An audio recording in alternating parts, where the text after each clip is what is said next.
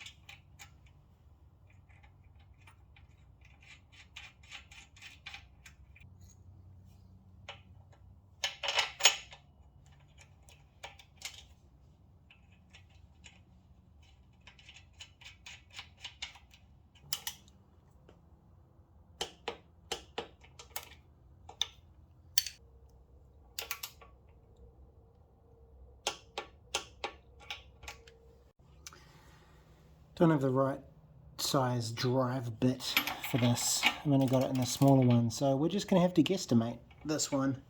Just do it nice and tight, not too tight. Something like that. Should be right. There's a split pin going in there.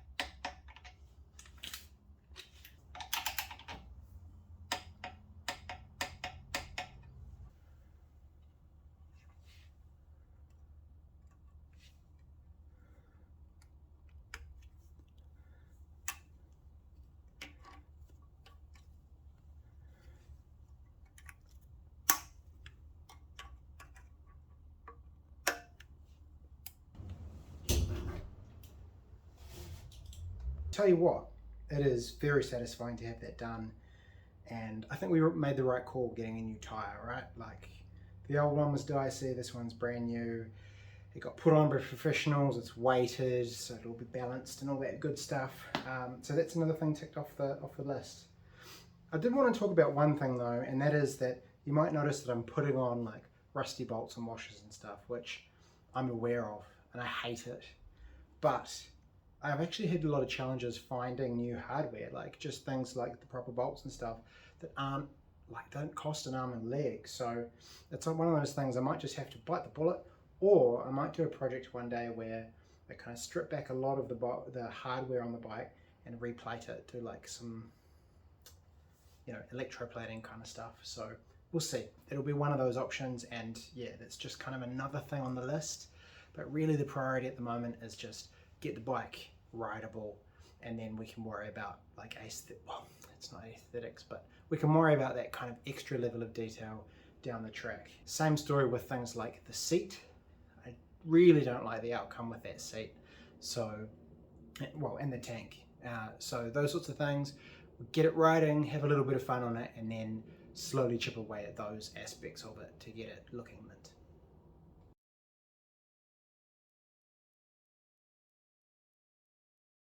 So just turned the bike on, just revved it up for the first time in a long time. Let's have a listen, and then we'll quickly talk about some things that need to be fixed.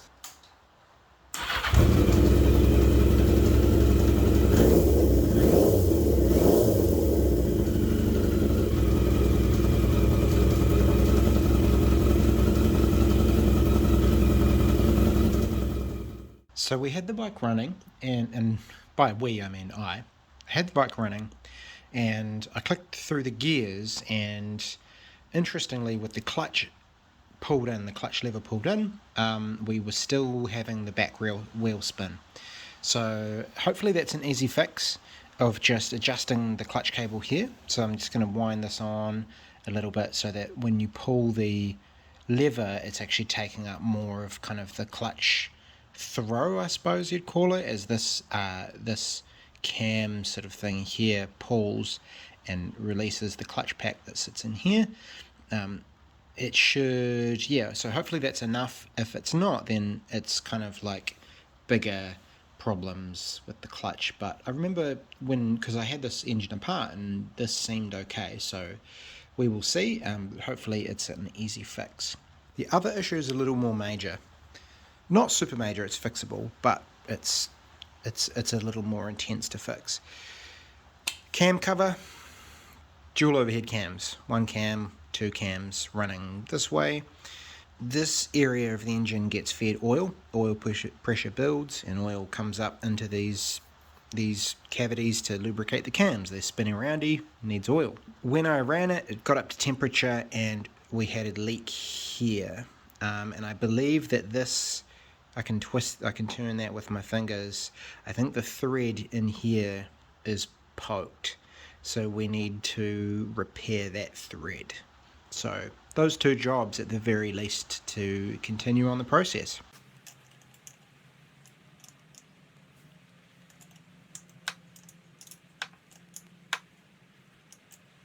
I grabbed the clutch. It's sort of at its maximum extension, so it should be fully disengaged. And I turn the rear wheel. You can see that we're still getting resistance. And listening, you can kind of hear that it's coming from that side of the motor.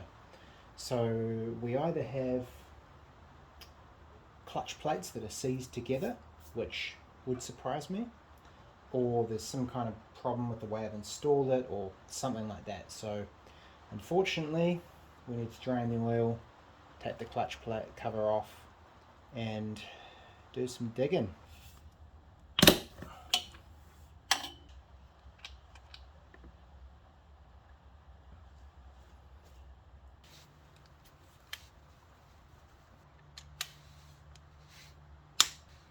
Just realised I totally missed. No. I took that out to do some measurements and never put it back in.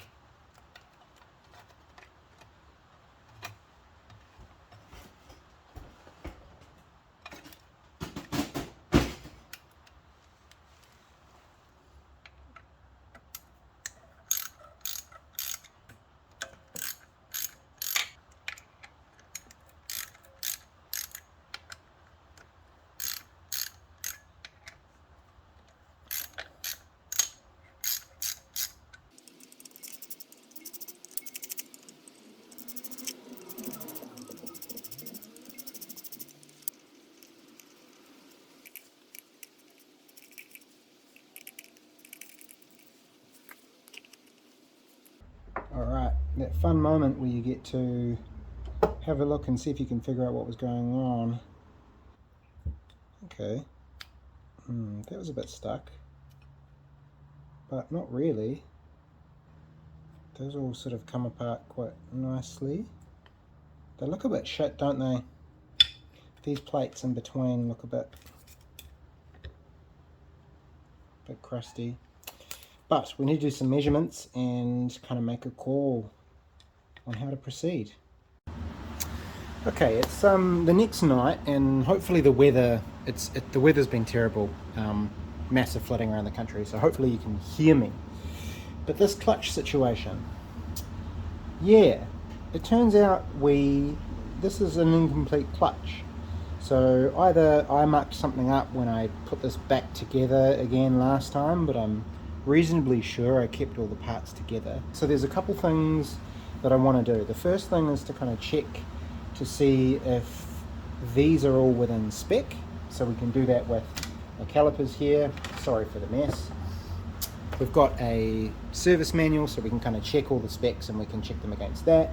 And then we know that we're missing one of these guys, one of these kind of like friction plates.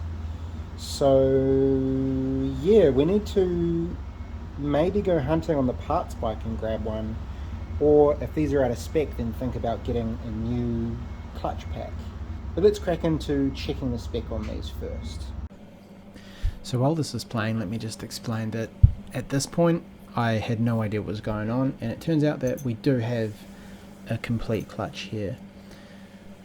What I did wrong was, one, left one of the plates inside the engine, hadn't taken the whole clutch pack out, which is, you know, just a balls up, and eventually figured out that actually none of this was a problem and I just made assumptions. So good times, good times. These all look pretty well in spec, so I'm not entirely sure what went wrong the first time. Maybe I just installed them wrong. I know that maybe I had them around the wrong way, and I had, on the inside I had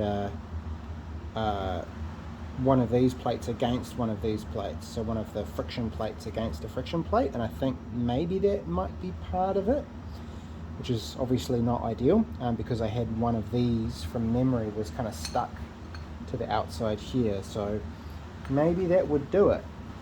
Yeah, so I think we just put it back together and we just really follow the instructions to the T and see how we go.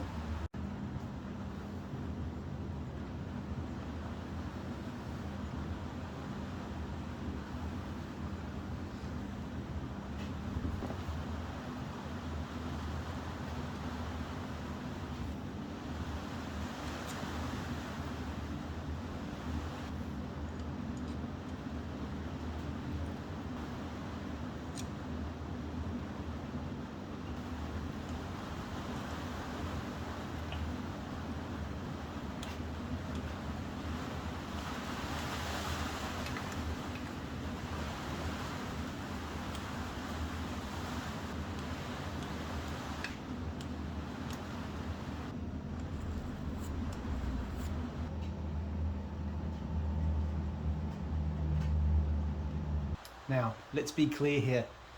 The right thing to do in this situation is to use a new gasket. If you have access to a new gasket, then you should absolutely do that. It even says it in the manual, put a new gasket on. Anyone you see, any forums you see online, new gasket. New gaskets in New Zealand are hard to come by for this kind of bike, pretty rare here, and new gaskets are slow in coming and quite expensive. So I will get one. What I'm saying is, for now, I'm going to use this stuff. Red gasket, 340 CRC. Yeah, not great, not ideal, but it is self-forming, high temp, RTV silicon gasket. Apparently it makes any size or shape of gasket in minutes. Ideal for high temp, high pressure applications, replaces most gaskets. Most gaskets, I wouldn't use this as a head gasket. Remains flexible and durable, easy to apply. So we're going to use that for now, because the main thing we do at the moment is we get it kind of back together and test that things are actually working again. Because it would suck if we got a new gasket, we put it all back together and then it was still shit, we'd have to take it apart again and ruin that new gasket. So does it sound like I'm over defending myself? Maybe it does, but we're going to go with this for now.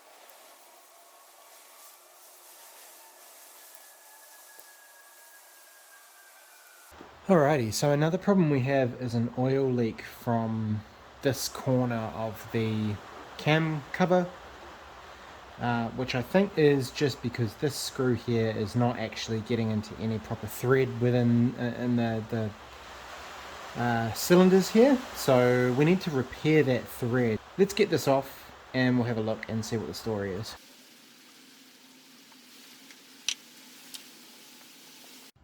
You can kind of see it here. You can see how positive those threads there look, and that's the one that was really good. There's a ugly fingernail for scale, and then if we go across to this side, you can kind of see there's like the hint of a thread there, but it's nowhere near as positive. So to fix this, I'm going to use one of these little kits that kind of come with everything you need to drill out the hole, re-tap it, put one of these little sort of tap it to the size up, and then you put one of these little thingies in there using one of these tools, and then you break off the little tang off the bottom with one of those, and then that should mean that the screw then screws in like that. Magic. Let's give it a go.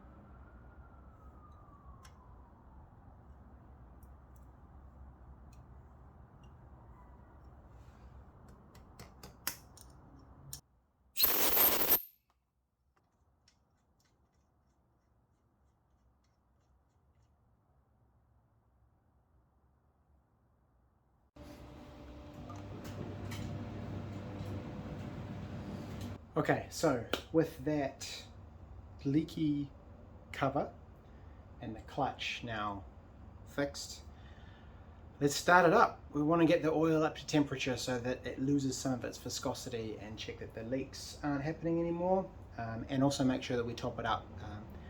Obviously we filled it up to the full line, and then it's going to run and it's going to fill all the passages and all that kind of goodness with nice kind of thin oil, thin when it gets to temperature. And we need to top it up to make sure that it's full, the whole thing is full, not just the sump. So let's crank this thing up.